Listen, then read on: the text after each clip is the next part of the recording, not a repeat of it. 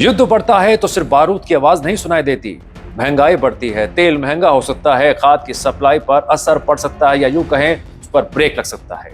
अनाज की आवाजाही प्रभावित हो सकती है, कुछ जगहों पर अटक भी सकती है। सीधा सीधा असर आम आदमी की जेब, रसोई और थाली पर पड़ता है।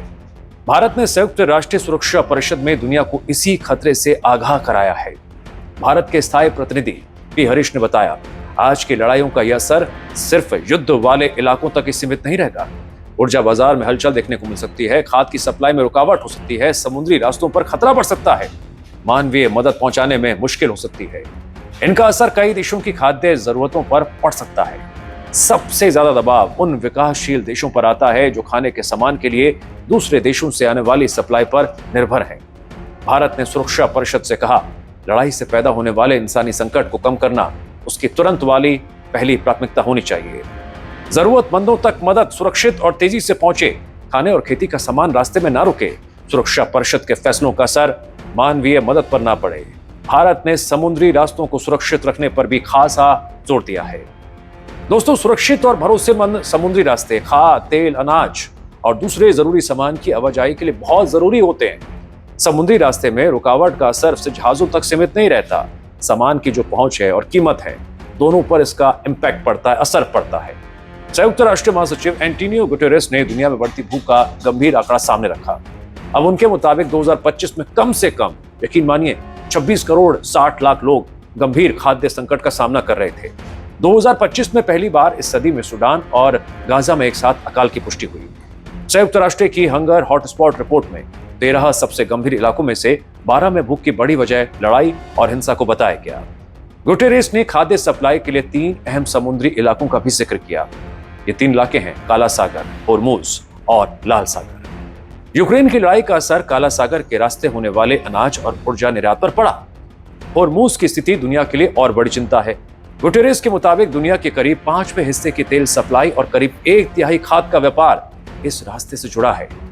वहां रुकावट बढ़ने पर सामान की कीमत बढ़ सकती है, उपलब्धता घट सकती है। लाल सागर में व्यापारिक जहाजों पर हमलों ने भी खाद्य और दूसरे जरूरी सामान की सप्लाई के लिए खतरा बढ़ाया। गुटेरेस ने होर्मुज के रास्ते खाद और अनाज पहुंचाने के लिए सुरक्षित रास्ते का सुझाव दिया। इस व्यवस्था में जरूरी सामान ले जाने वाले जहाजों का रजिस्ट्रेशन और जांच की जाएगी। संयुक्त राष्ट्र के प्रोजेक्ट सर्विसेज कार्यालय की अगुवाई वाली टीम ने इसके लिए एक ढांचा तैयार किया है, रोड मैप बनाया है। अब इस व्यवस्था को आगे बढ़ाने के लिए संबंधित पक्षों के सहयोग की जरूरत है। भारत ने अपनी खाद्य सुरक्षा की कोशिशों का भी जिक्र किया।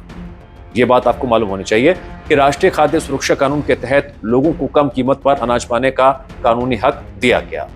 पीएम किसान के जरिए 11 करोड़ से ज्यादा किसान परिवारों तक सीधे मदद पहुंचाने की बात भारत ने सामने रखी।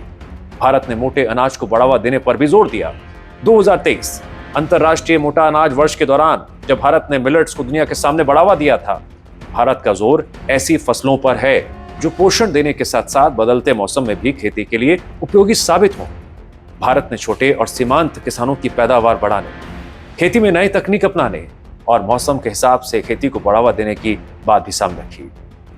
पूरी बहस का संदेश साफ है, युद्ध का असर सिर्फ सैनिकों और हथियारों तक सीमित नहीं रहता दोस्तों। समुद्री रास्ते रुकते हैं, खाद की सप्लाई पर इंपैक्ट पड़ता है, तेल की कीमतें बढ़ती हैं, खाने की कीमत पर दबाव पड़ता है, सीधे सीधे आपकी थाली पर असर। भारत ने सुरक्षा परिषद से संघर्षों के इंसानी असर को कम करने, मानवीय मदद का रास्ता खुला रखने और जरूरी समुद्री रास्तों को सुरक्षित रखने की अपील की। दुनिया में युद्ध के मोर्चे कई जगह हैं, लेकिन भूख का असर किसी सीमा में नहीं रुकता। युद्ध जितना बढ़ेगा, दायरा बढ़ेगा, महंगाई और भूख का खतरा उतना बढ़ते दिनों के साथ और ज्यादा विशालकाय हो सकता है।